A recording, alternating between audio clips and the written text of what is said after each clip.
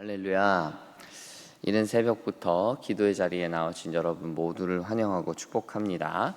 오늘은 어제에 이어서 고린도전서 14장의 말씀으로 여러분과 은혜 나누기를 원합니다. 오늘 본문은 어제 본문에 이어서 이 바울이 은사에 대해서 가르쳐주고 있는 본문입니다. 특별히 이 은사 중에서도 방언과 예언에 대해서 계속해서 가르치고 있습니다. 이 모든 가르침을 종합하고 정리하고 정리해서 엑기스를 쫙 짜내면 저는 40절이 나온다고 생각해요. 모든 것을 품위 있게 하고 질서 있게 하라. 은사를 사용할 때, 은사를 활용할 때 반드시 질서가 필요하기 때문입니다. 그리고 그 질서가 결국 사람의 품위, 공동체의 품위를 만드는 거예요. 여러분, 책이나 드라마, 영화 이런 걸 통해서 우리가 옛날 귀족 사회에서 귀족들이 식사하는 장면들을 이렇게 본 적이 있잖아요. 혹은 우리가 오늘날 사회에도 아주 비싼 레스토랑 같은데 직간접적으로 경험해 보면 여러분 어떤 모습이 떠오르시나요? 여러분이 경험하고 보게 되는 품위 있는 식탁, 매너 있는 식탁의 모습은 어떻습니까? 정리정돈이 안 돼 있고 막 난잡한 식탁인가요?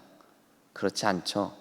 매우 정갈하고 질서정연하고, 스푼은 크기대로 놓여 있고, 포크도 크기대로 놓여 있고, 나이프도 사이즈대로 놓여 있고, 아주 정돈되어 있는 모습을 상상할 수 있죠.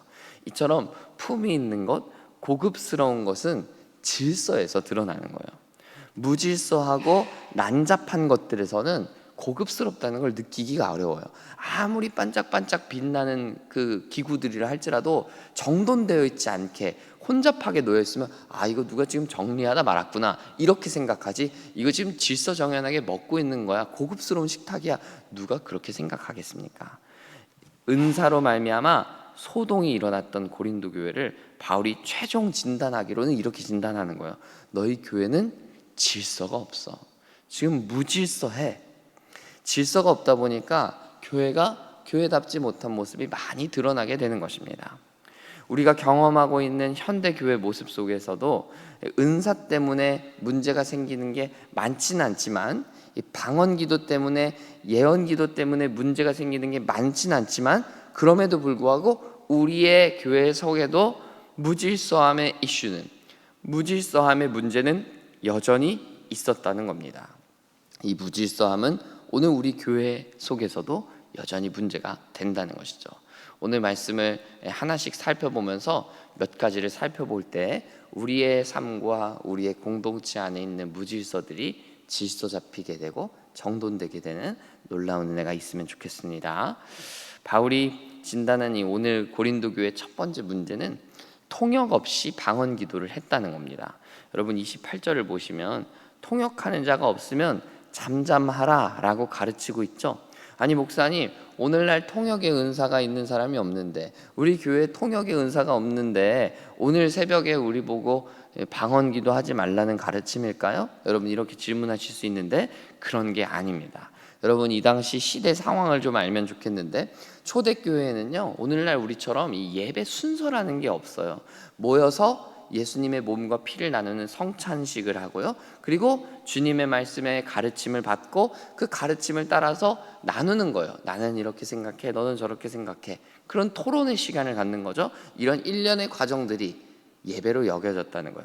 그런데 그 일련의 과정들 속에서 방언의 은사를 내가 받았다 라면서 자신의 은사를 받은 것을 자랑스럽게 여기서 밑도 끝도 없이 순서도 생각하지 않고 혼자만 알아들을 수 있는 방언을 공공연하게 시끄럽게 떠드는 일이 있었다는 거예요. 여러분 이 당시 방언을 받았다는 건 굉장히 자랑스러운 일이에요. 내가 성령으로 충만하다는 증거처럼 여겨졌기 때문이에요. 그러니까 자기 과시의 언어로서, 자기 자랑의 언어로서 방언을 남발하며 썼다는 거예요. 아무리 예배 형식이 없다 할지라도 알아들을 수 없는 언어의 기도로 공동체 질서를 무너뜨리는 이들이 등장했다는 것입니다. 바울이 지적하고 싶었던 것은 이런 거예요. 단순히 너희가 통역이 없으면 가만히 있어라 이런 얘기가 아니라, 방언 기도한다고 해서, 방언의 은사 받는다고 해서 우쭐대지 마라 이런 얘기죠. 다른 사람 앞에서 다른 이들이 알아듣지 못한다 해서 잘난 체 하려고 하지 마라 이런 얘기예요. 왜냐하면 그렇게 혼자 멋에 취해서 방언을 하는 것이 결국 공동체의 덕을 세우지 못하기 때문입니다. 그러니까 사실 오늘 바울이 28절에서 통역 없으면 방언하지 마 라고 이야기하는 것 같지만 실상은 그런 말이 아니고 한마디로 바꾸면 우쭐대지 말라는 거예요. 우리 삶에 혼자의 멋에 취하고 혼자만의 황홀경에 빠져서 공동체를 해치지 말라는 거예요. 여러분 오늘날도 보면요, 신앙생활하면서 자기 멋에 취해서 사는 사람들이 많아요. 이런 사람들은 자신의 신앙의 자존심이 얼마나 강한지 다른 사람들의 말에 들으려고 하지 않아요. 이미 나는 답이 있고 이미 나는 답을 내렸고 그 답을 지키는 것이 신앙이고 이렇게 생각하는 자존심 있고 자신감 있는 사람들이 많다는 거예요. 문제는 그런 자신감으로 다른 이들에게 상처를 주고 공동체의 분위기와 질서를 흐트리는 사람들이 있다는 것이죠. 더 나아가서는요, 자기 자신밖에 모르고 다른 이들을 불편하게 만드는 지경까지 이르는 거예요. 여러분 이 유사한 사례가 30절에도 나옵니다. 이 예언의 은사를 받은 예언자들이라는 사람들이 이 고린도 교회에 있었던 거예요. 문제는 이 예언의 은사를 받은 이들이 순서를 지키지 않고 자신의 시간만 독점하는 거예요. 자신이 예언을 했으면 다음번 순서 예언자들에게도 순서를 내줘야 되는데 끝까지 자기 자신이 시간을 다 써요. 30분이란 예배 시간이 있으면 내가 최소한 5분, 10분만 써야 되는데 내가 20분, 25분 써버리는 거예요. 질서를 무너뜨리는 겁니다. 이 모든 게 다 자기 자신에 취하고 자기 자신밖에 생각하지 못하는 모습 때문에 이런 거예요. 그래놓고 이들이 핑계하는 게 뭐냐면 성령님이 내게 임하셔서 예언하다 보니까 시간이 길어진 건데 나보고 어떻게 하란 말이야, 도중에 끊고 예언을 끊으란 말이야, 이런 핑계를 대는 거예요. 그래서 바울이 32절을 보시면 이런 얘기를 하는 거예요. 예언하는 자들의 영은 예언하는 자들에게 제재를 받는다. 성령의 은사자들도 제재를 받아야 마땅하다, 이런 얘기하는 거죠. 제재를 받지 못한다는 건 말도 안 돼. 제재 없이 그냥 무분별하게 예언한다는 건 말도 안 돼. 이런 가르침을 주는 겁니다. 사랑하는 여러분, 성령이 우리에게 임하시면요, 무질서와 방종이 일어나지 않아요. 고린도 교회는 그런 일이 있었던 거예요. 무질서하고 자기 마음대로 하고 자기 뜻대로 하고 내가 하고 싶은 대로 하는 일들이 일어난 거예요. 그래서 리더십들의 가르침이 무시되고 자기 자신의 소견에 옳은 대로 행동하고 부끄러움도 모르고 그런 일들이 있었다는 것이죠. 그리고는 그런 무질서가 성령이 임하신 증거라고 성령의 충만한 근거라고 핑계했다는 것이죠.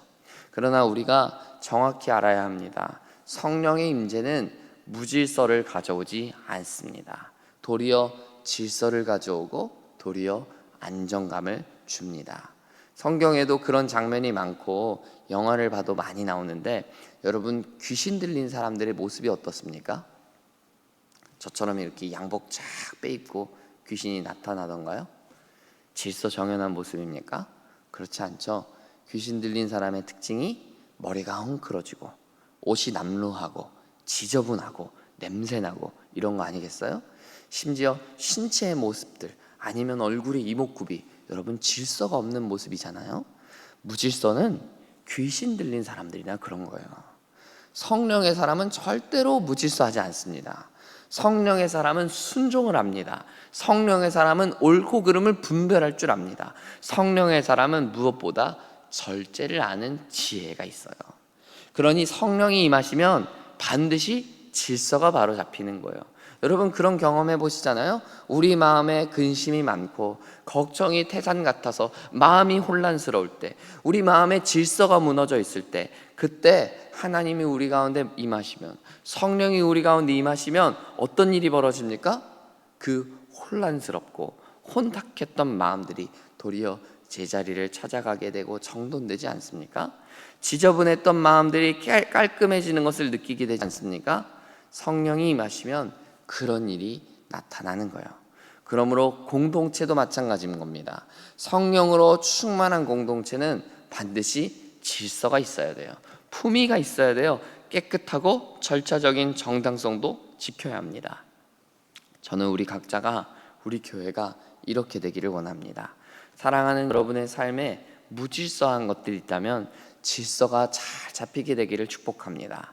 더 나아가 우리의 교회 안에도 우리의 모든 공동체들 속에도 무질서하고 자기 자랑과 왜곡된 자기 사랑이 자리 잡은 것들이 있다면 공동체의 덕을 세워가는 방향으로 질서가 잡히게 되기를 소망합니다.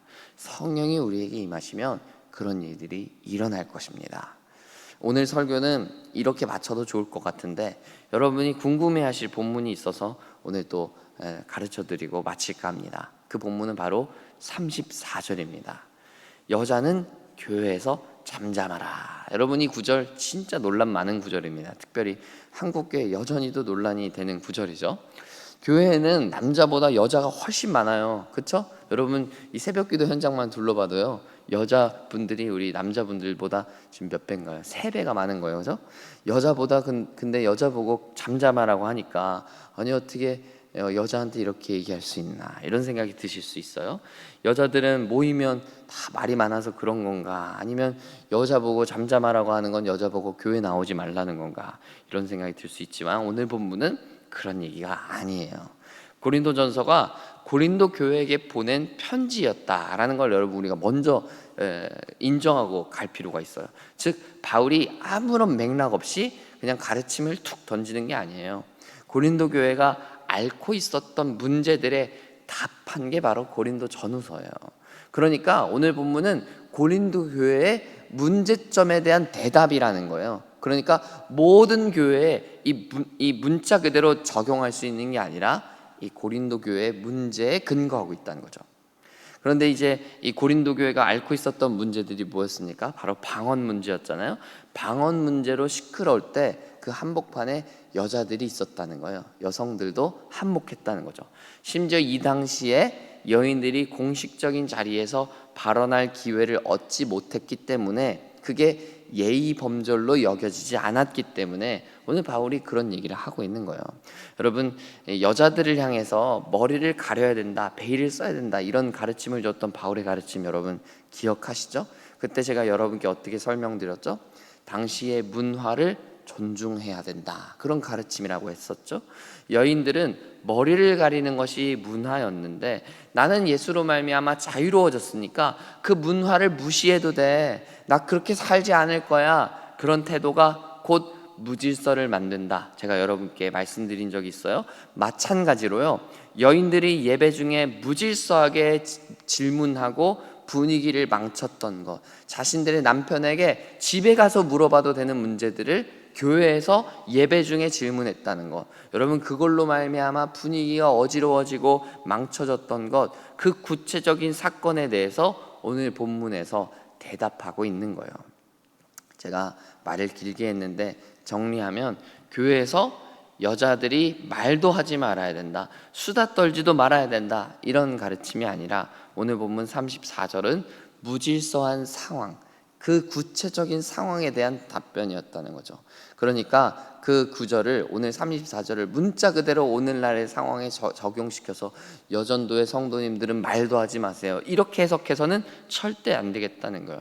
그러니 우리 여자 성도님들, 자매님들 안심하시고 교회에서 많이 교제하시기 바랍니다. 수다 타임 가지셔도 되겠어요. 맛있는 것도 많이 드시고 하하호호 하시기 바랍니다. 그게 바로 주님이 우리를 향해서 기뻐하시는 뜻이기 때문입니다. 단 질서 있게, 품위 있게 하시면 되겠어요. 그게 오늘 본문이 우리에게 가르쳐 주시는 귀한 말씀인 줄 믿습니다. 기도하겠습니다.